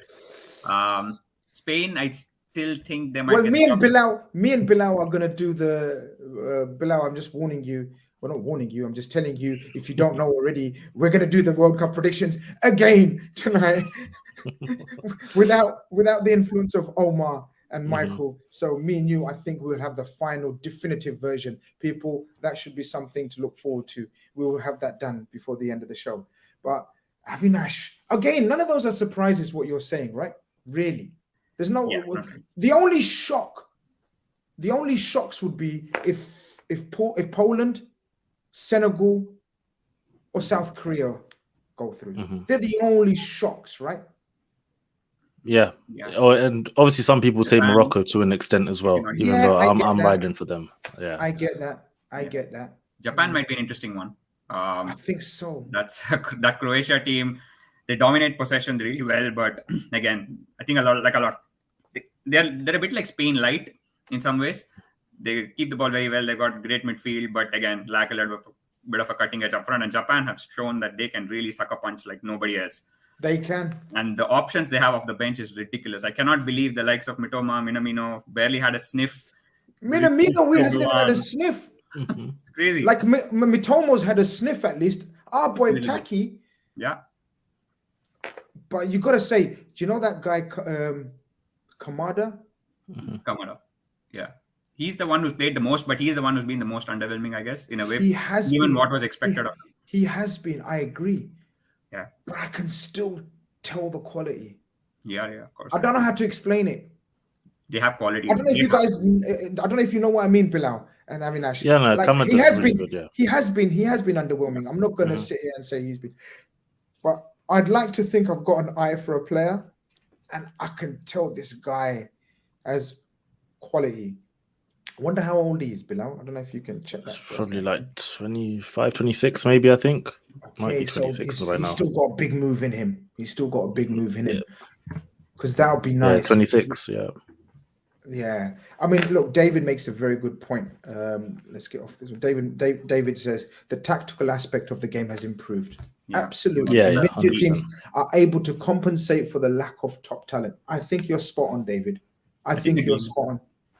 Sorry, I think go the on. game is more system driven. That's what I was going to say. I do agree with Bilal when he says that individual quality, the kind of, in a way that's got, in a way it's tied with the sort of the death of the number 10, if you like, because all of these, a lot of these players, the Ronaldinhos and the Zidans, they were mostly given a free role and they were able to just create and do their thing in the final third, right? You don't really do that anymore. You can't really carry anyone in the club game, especially. So it's become a lot more tactical, a lot more system driven, and less focus on the individual. I think that's kind of what, and in a way that has probably evened the scales as well, because the teams which have a lower quality of player are able to compete much easier with these teams, because it's not like they have one player who can just take the game away, unless it happens to be like a Messi who is one in a decade or 2 decades. You know, he's special, and we saw that again. But Avinash, as usual, man, lovely speaking to you, my friend. Thank you for joining me today and keeping me company today. I was getting rather lonely today. You got your friend back now. Exactly. No. It's not one of those. I got my friend back and everyone else. No. Sod him. Like my friends, you're all my friends on the show, man. But thank you very much, Avinash. Look after yourself. Have a great day. See you later. Yeah, big up, man. Big up. Nice one. Real OG Senpai says, football is a humbler. Don't forget you are rolling with a grizzly bear. You know what I mean? So smash a like, people. That's all I ask of you. Bilal, we ain't chatted today, man.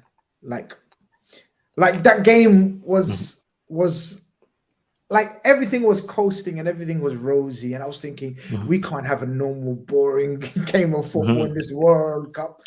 And then out of nowhere, they get that deflected goal. I don't know, what was you thinking in that? Was you thinking, yo, every time Martinez missed a chance and Messi would like do something and Martinez would not finish it off, I was thinking, there's a twist. It was a twist. And then when that last chance at the end for that young man, I forgot his name. They're saying he's a Newcastle boy, right? I'm pretty sure they signed him. I forgot his name. Yeah. Let me look it up. Someone remind us of his name. I don't know, butcher it and just guess. But that chance at the end, if that had gone in, my God, that'd have been World Cup. Honestly, but it was just a crazy game of football, and it was interesting to watch, because even when Messi scored, right? Well, when the game first started, I'm looking at the Australian players. I was like, wow, every time Messi gets the ball, 2 of them are going into him. They're leaving something on him. Like, even if they know the ball's not there, just to know, listen, it's not an easy day for you. But despite all of that, man, Messi just turned up. Like, and you know what's made me laugh about this game? Not laugh, because it is Messi on the Argentinian team. Every pass, right? That, okay, I have a chance to cross it into the box. No. I'm going to turn around. I'm going to pass to Messi. It's like they need permission. Messi, can I cross? No. Do you want me to? Can I shoot? No. I'm going to give it to Messi. I'm going to give it to Messi. And the man's 35 years old, but still, he is carrying that team. And I know people will say, oh, it's just Australia. It's just you can't say that. All of this you can't and that. say that in this World Cup. You can't say it's just anyone and anything anymore. Yeah, 100%. It's like, for me, I look at Messi today, and I just think, what an unbelievable player this guy is. I was just looking at it, it's like, damn, this could really be the end after this World Cup, after this season. It's like Messi might just go to Inter Miami and just finish, man. Like, because he's not like Ronaldo. He's not like Ronaldo who's going to stick around until the end, until he's done, and then he's been forced to like exit the room. Messi's the type of guy who's going to probably leave a couple of years before he's really finished, and then just retire peacefully, But it's like a bittersweet watching him play, because I'm just like, damn, all these years I've been watching this guy, and it's gonna end one day. But everything comes to an end. You know what I mean? So it's life. You know what? Today it is. No, but today I was like, yo, we're witnessing greatness here. Like, this is mad. Like, we're not gonna see that. We are. There's always a new. There's always new. Mbappe's coming through. Yeah. Haaland is coming through, but they're different. Well, Haaland's completely different. Haaland's is just pure stats. Haaland ain't got that. I guess people, the likes of Musiala, we're waiting through to come through to that level. But in that position, who are you looking out for to take you onto the next stage? Some people thought Felix a couple of years ago, but he hasn't come onto that level. I don't know. Is there anyone that you got your eyes on thinking, yo? As in like Messi, I don't think we're going to see someone like him ever again. I don't see a player who's going to come and do what he's done. But in terms of someone maybe take that mantle and be the best player in the world and everyone to tune in to watch him, it has to be Kylian Mbappe at this point. I don't really see any other player. Musiala, of course, could develop. The Pedros could develop, but I think Mbappe is so clear of like everyone else of his generation, so to speak, of that it's gonna be him for the next after Messi, Ronaldo gone, and Neymar, and that era's finished. It's definitely just gonna be the Mbappe show, unless the Ousmane Dembele can stay fit or something and rejuvenate his career. What I meant, what I should have said, what I meant to say was like Messi and Ronaldo. Yeah, you get me. Who's the rivalry? Next Messi and the rivalry, yeah, of the GOATs. Like Mbappe is clear. After these two, surely this is their last season, year. Mbappe, Ronaldo and Messi, this is their last year, right? Yeah, for me, it's done anyway. The whole Ronaldo Messi thing is done at this point. Yeah, it's done now. Anyway, yeah. It's done now. Yeah. Now it's Mbappe and who? Now who's rivaling Mbappe? It's up for grabs. All young under 23 players. It's up to you. You can step up and be that number 2 battling out. I'm looking at my guy Martinelli. Do you want to step up, bro? It could be you. It could be you, bro. Step up. No, but you're honestly, a killer. You're a killer. I don't know. Honestly, I look at Mbappe. I just don't think there's going to be someone like the stats. Everything he's done since he's 16, 17 from Monaco until now. It's been ridiculous. So in another 5 years, can you imagine what he's going to be doing without the likes of Messi around there, like without the Neymars, without the Ronaldos? I think you know what. Man. You know what? There's a member in the chat who's said a name that we may be forgotten. Vinny. Nah. Vinny Jr. I don't see it, man. Nah, I don't see it. Not with Mbappe. Not with Mbappe. This is the problem. Man said Martinelli, lol, haram comment. I'll come back to these tapes in 5 years. In 5 years, when Martinelli's 25, 26, I'll be there. I'm gonna be there's some ballers there. Look, Luis Diaz, calma, people. Calma. They're all ballers, but honestly, this Mbappe guy. This Mbappe is a different level. It's just a different level. Like this is a shout. Your boy. you look. I'm telling you, you lot are laughing now. You know what he just said about Martinelli? Come back to me in 8 years. In 8 years, extend the timeline. Come back to me in 7-8 years when my guy Ben Doak. I've already told Bilal, remember that name. Bilal was like, oh man, get out of here, man. Ben Doak, you know. You know what I mean? Don't laugh at that name. I'm telling you. Yeah, Foden's different though, Assad. I agree with you. Foden's an elite baller. But he's another. Foden's got the potential to be another. I don't know, man. Another Riquelme levels. Riquelme was an audacious footballer in his time. Another who's current example of a Foden. I'm thinking Bernardo Silva, mad player. Yeah, the David Silvas. David Silva. Yeah, David Silva. Yeah. That sort of level of player where they're top, but we're not talking Ballon d'Or. We're not talking best player in the world. And right now, that's why I say it's Mbappe, man. It's really hard to look past him because even Haaland, despite how good he is as a goal scorer, his overall game it's not what Mbappe has. For me, Mbappe is another class even above a Haaland. So we're at that point where, yeah, as I said, that number 2 spot, somebody's going to take it. It could be a Musiala. You look at Musiala's talent, and you see the way he's developing, and of course he's playing at Bayern Munich, one of the biggest clubs in the world, one of the best clubs at developing players. And he's going to be the main boy, the poster boy for that team playing Champions League every year. It could be someone like him, you know. But right now, we're not going to get this Messi Ronaldo thing again. I don't think so. I don't know. At the moment, we can't see it. We can't see it, man. We cannot compete. We cannot compete. We cannot replace. We cannot replace. No, honestly, that Pep video, man, I'm just like. He didn't even mean it about Aguero, but he should have just said it for Messi. Messi. That is so for Messi, man. It was not for Aguero, man. He said it for Aguero, but he meant it for Messi. You think about something else.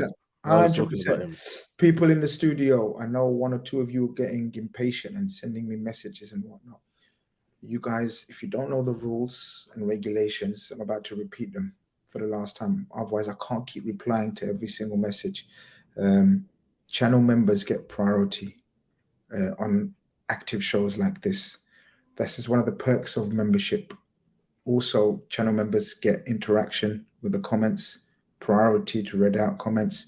They get their own emoji. They become moderators of the channel. They get a follow from all of us on social media. I'm going to be making member-only videos very soon as well. So that's why maybe you're thinking, why are other people getting ahead of you? They're channel members. If you'd like to join, the link is in the description, I believe, below. I'm sure it is. I'm pretty it is. And the join button should be there as well for most and of the us. join button is there. You just click up link, join, and you can become a channel member, and all of these perks are yours. We're going to go to the next caller of the night. We've got Kwazi in the building. The studios, I think Bilal was very popular because, bro, first hour was peak out here. I was talking to, it was me, myself, and I. Bro, I was like, I held it up good though. I'm not going to lie to you. Monologue I'm bigging myself up. Yo, I'm bigging myself up. I raised the Titanic. It was sinking, bro. It was sinking, but I raised it. But yeah, big up Dinesh, channel member. There you go, legend. Grizz Khan Ultra in the building. Dinesh, big up yourself. Let's bring in Kwazi. Let's see what he wants to talk about. We have an idea. I wonder what he's gonna want to talk about. Bring him in. We have some idea. We told you, Kwazi, about your nation, but proud still. I'm assuming you're proud. As you can see, the flag is in the back. Good day, gentlemen. Good evening on your side of the pond. It's been a very rough 24, 48 hours. I'm still in the therapy session, people. I'm still in the therapy session. And the reason why this one hurt is because in layman's terms, we bottled it.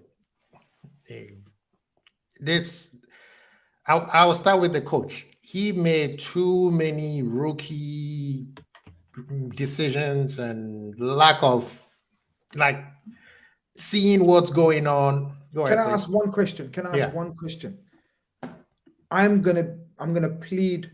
I'm gonna apologize and say I don't know much about this coach beforehand. I didn't do my research and homework on him. I'm gonna guess now, and you're gonna tell me the facts. Is this guy a rookie manager, a rookie coach, or has he got experience? To me, he came across. I'm sorry, I don't mean any disrespect. To me, he came across like an amateur. I agree.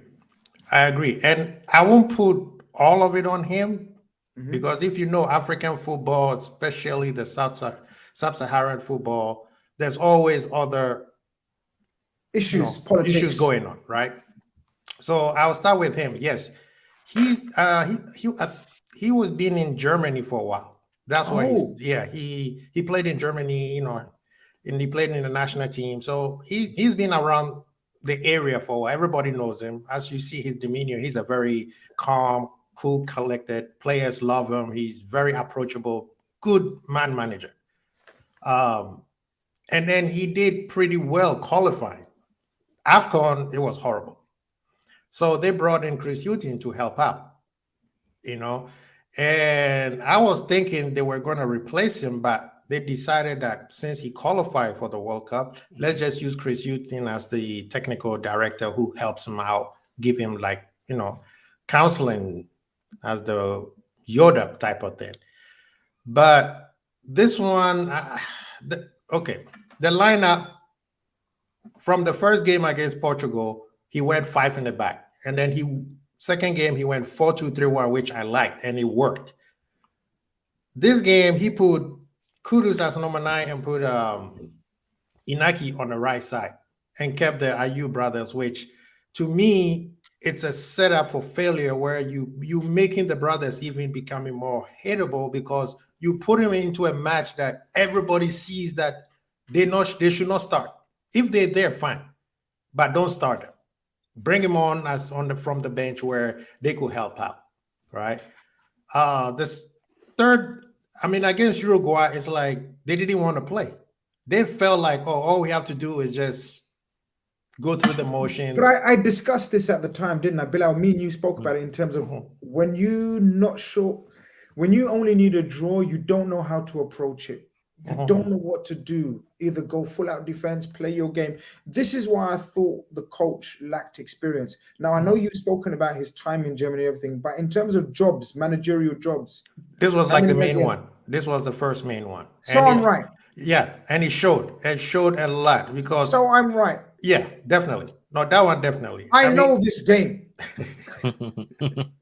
As I said, I didn't know. Yeah. I didn't read up. To me, he looked like a rookie. He did. He did. Yeah.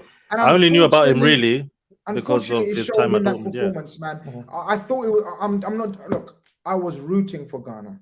I was backing Ghana, even though Suarez and Nunes, Liverpool associates, I wanted Ghana to go through, but I never thought they're going through. No. If you know what I mean, right? And also, yes, they are. I think the second or third youngest team in the tournament. So you could see, like, even with the first match and the second match, we kept giving out goals almost identical at the same amount of time, like in the 60 or 65 minutes where they lose their head and then they try to come back. So there are a lot of young players in there who are, in 4 years, they're going to be much better. You know, Kudus, all these guys, you know, Suleiman. But the thing is, they need a guidance. Partey, I'm very disappointed with him. Now, he went on Twitter and said, I only do what the coach asked me to do. But, bro, you were the man. You were the one who was supposed to be telling people what they should be doing. You don't have to speak. This is why I love Steven Gerrard so much. Steven Gerrard doesn't rah-rah like John Terry does. But his gameplay would let you know this is the guy to follow. You know, Partey doesn't talk. He goes by his game. But his game did not show that people should follow him. The person that people were following was never there, which was Dede Ayew, and he gets a chance for a penalty kick, and he felt like he froze. And I'm glad that his daughter is doing well. You know, we don't want to hear those kind of things. Those are tough. Those are tough, man. We don't want to hear it when your kid is, you know. But in terms of the game, and we're going to stick it to the game, no abuse on those two guys. But the technical directors, especially the GFA, this is the reason why sometimes some people don't want to play for Ghana, because they will go through situations like this. There are great talent out there that don't get picked because they don't know somebody in the higher ups. You know, I've been even talking about Cameroon. The kid in Swiss who chose to play for Swiss instead of Cameroon, his mom came out to say Eto'o is doing the same thing, where most of the players are part of his managing group. So if you're not part of that group, you can't play. And that has to stop. That is what is also kind of dumping on African football, because you got people at the top and they do things based on what can you do for me? And it's killing us. There's so many great talents out there. Personally, the IU should have never been there. The fact that they're there now, they're going to get all the abuse because they are not good enough to be there. So, I mean, this one, the part that's going to hurt the most, I know Ghanaians were very excited because Suarez was crying and he's leaving. When Senegal starts to play and Morocco starts to play, that's why we all got to be sitting there like this. We're like, man, it should have been us. Because we had the talent to be there. We just did not show it. And it's really, really sad and it hurts because... I bet it does. I bet it does. Listen, I'm going to keep you in the call. Can I bring in a next caller as well? Because yes, please. I'll tell you why. Yeah. Because I've only got 15 minutes left, if that, 10 minutes, because I've got to be on another stream. Okay. I'm going to bring in another caller as well, so then we can have a nice little chat before we wrap up. Football Power Hour is in the building as well. Very, very welcome, my friend. I believe it's your first time. How are you? It's my debut, my brother. How you guys? I'm doing great. I'm doing great myself. Yo, good. I have to big up my brother Kwasi from Ghana because I'm from Botswana. Okay. Okay. Yes, and Kwasi is necessary here because he can walk with me and correct me and make sure that he's guiding me right. But the IU brothers should not have started to. Why should they have started together? I get it. Jordan Ayew is Jordan Ayew Kwasi. Is it Jordan Ayew who got the assist in the last game? Yes, he's the youngest one. Yeah. Jordan Ayew, he should start. Okay, Jordan Ayew has earned his, because also what? The other goal, Is Jordan Ayew providing the ball into the box, right? It's Yes, Jordan Ayew finding that position right there, right here. You know, it's Jordan Ayew. He's got a danger zone, just like Kevin De Bruyne has a danger zone. So, okay, fine. The coach messed up there. But the other thing is also, who's the left back, Kwasi? Who's the left back? I think that was Baba. Baba shouldn't have started. Rahman, right? Baba Rahman? Baba Rahman. Oh, man, that guy. Rahman should not have started. No. The left back on the previous game should have been the one. Mensah should have started. Mensah should have started. That's true. We saw the attacking output of Mensah. That yo, what is wrong with this coach? Like, Oh, man. he's not a rookie. Khan was like dressing it. He's not a rookie. Khan. He's bound by some money, bribes, or something. Somebody told me, I'm from Botswana, and I heard somebody tell me that the coach is also the agent for one of the players on the defense line. I won't say the name. What do you call that, Kwasi? Conflict of interest, my friend. Yes, sir. How can we progress as Africans when we have a big, what, you know what I'm saying? I agree with you. Keep going. No, So, okay, Kudus. How can you only have Kudus as your only creative thinker on the pitch when you see time and time again that we're losing the ball? Put him to the This is what I wanted to say, but I couldn't say it because people think I had an agenda against Ghana. But I wanted to say these things. Grizz, Carry on, sir. Don't, because I think there's more on your chest. I think you should bro. take it off your chest. So the other thing, our agendas are not aligned. Why? Derek Boateng swapped a shirt with Luis Suarez. Now, Thomas Partey, what are you doing? Bella, I told you this. Bella. I saw this. You posted that picture on your Twitter feed, and I saw Our values are not aligned. these new generations, man. I don't know. I don't know. We need a real coach. If Ghana wants to be taken seriously next World Cup, you need a real coach who's not bound by these bribes. Go get a European coach if you have to, because I'm from Botswana and I was rooting for Ghana being like the first African nation to get independence, the first African nation to get to the final. I was rooting all the way, brother. I thought they would make it to, I don't know, I was so delusional. You feel my pain, brother. You feel my pain. I mean, this World Cup, I know I've come here and talk a lot, but this one, I'm like, these kids are going to make noise for the next one. The same thing as USA. Everybody's looking at USA like the next World Cup. Watch out for these kids, you know. And I said this on your chat last time. USA is doing the right thing as they read the French playbook. Yeah, Get it. If you know, you know. Now they just have to fire all those commentators, maybe except Dempsey. He's a real one because they annoying the hell out of me when I watch it. But USA is starting to do the right thing. Next World Cup, watch out for them. Ghana, this is the thing with the sub-Saharan countries. And I don't know much about the northern part because they have money. This thing of the GFA telling the coaches or the technical directors who should play, we should pick, it's killing us. It's been going on for too long. The Ayew brothers, if anybody should account, maybe Jordan. And the thing with Jordan is I understand the mission. Because if you look at him at Crystal Palace, everybody say he doesn't have the skill, he's not good enough. But guess what? Vieira knows how to use him.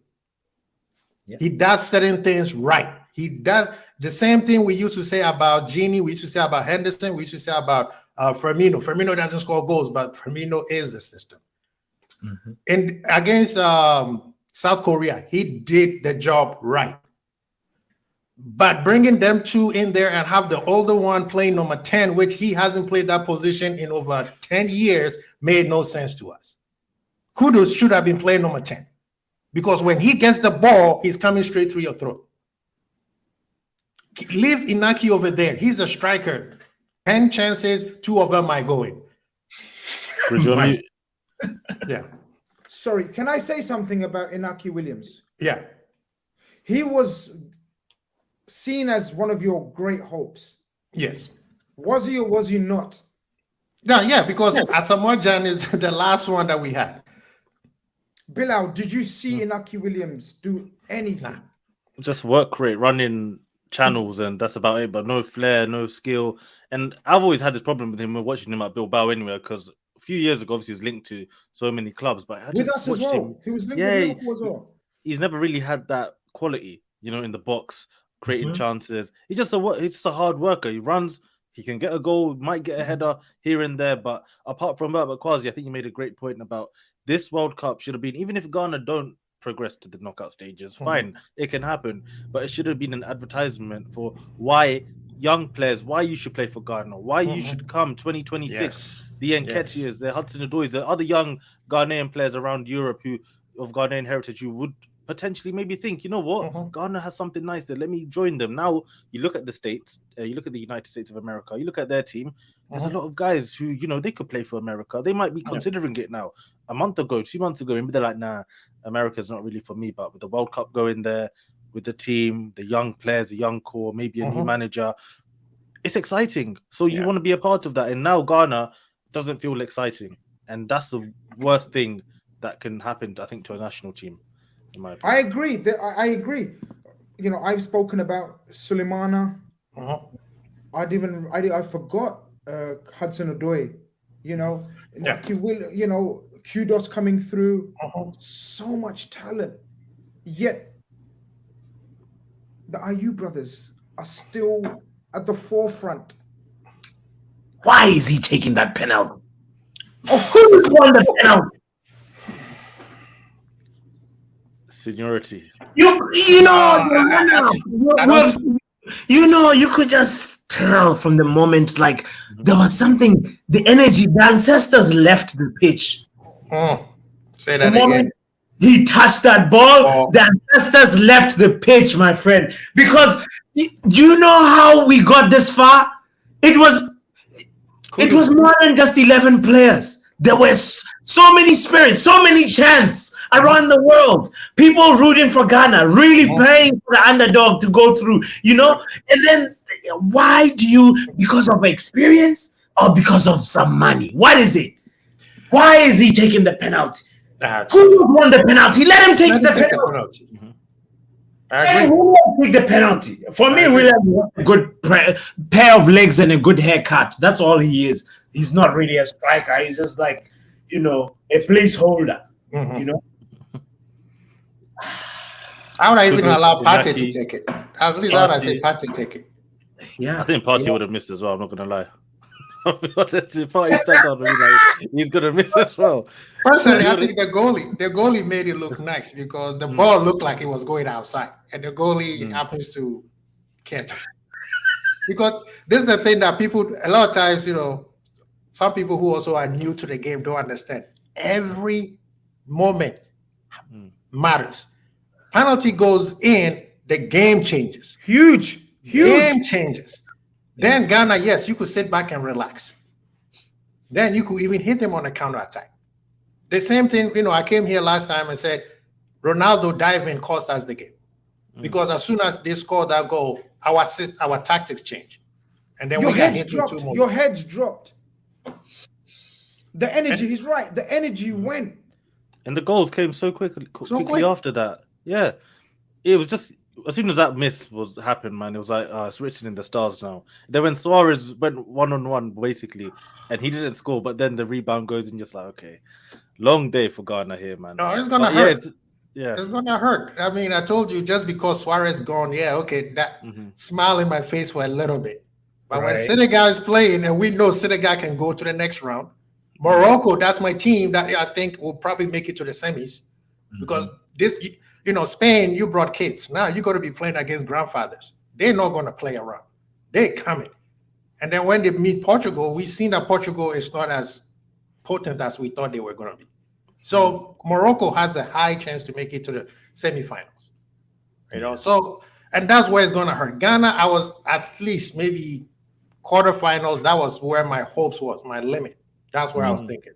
Me too. But I knew we coming out, we seen Brazil.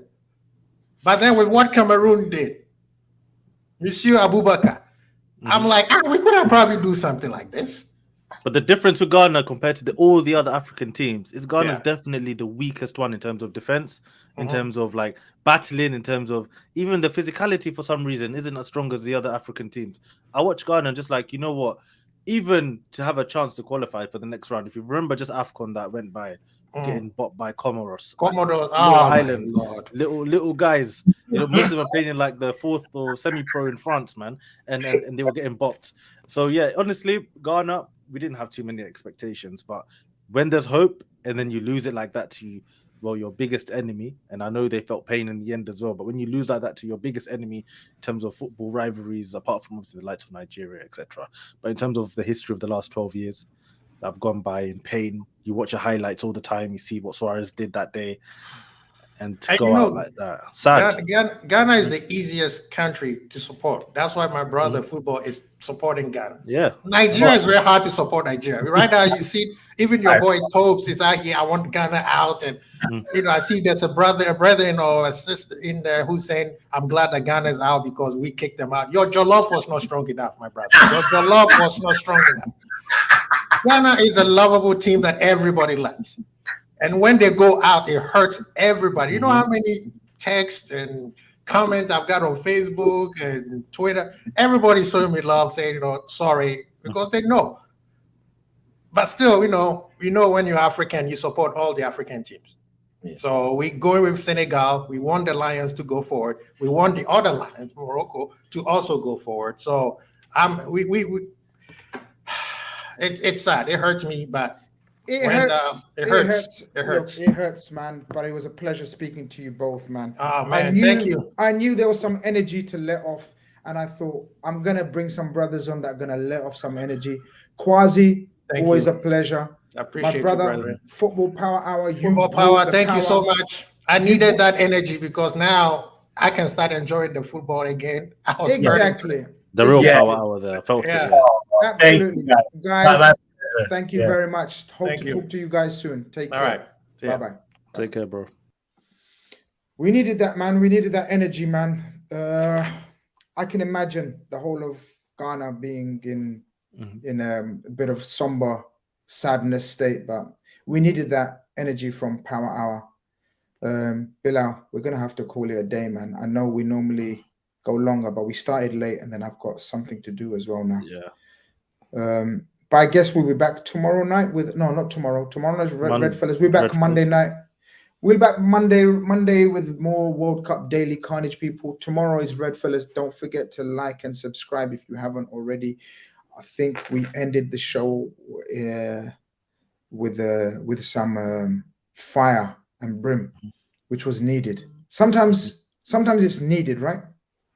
Yeah, 100%, 100%. Quick question before we wrap up, Grizz. Who are you supporting tomorrow, England or Senegal? Why are you doing this to me on the end? I've changed my mind already. Have you done it already? Yeah. I saw Saka might not be playing. I said, that's it. I have no reason to support. I said, shit. Senegal, we winning tomorrow.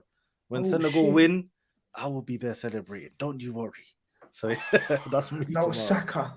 I'm going to be neutral tomorrow, I think, still. I'm going to enjoy the game. Yeah, no, of course you enjoy it. But you know what? I saw Jesus get injured today. I'm like, you know what? Saka, come home. It is what it is. Fair enough, people. This has been the Call In Khan Show. Over and out. Hope to see you very soon. Take care, my people. Bye-bye.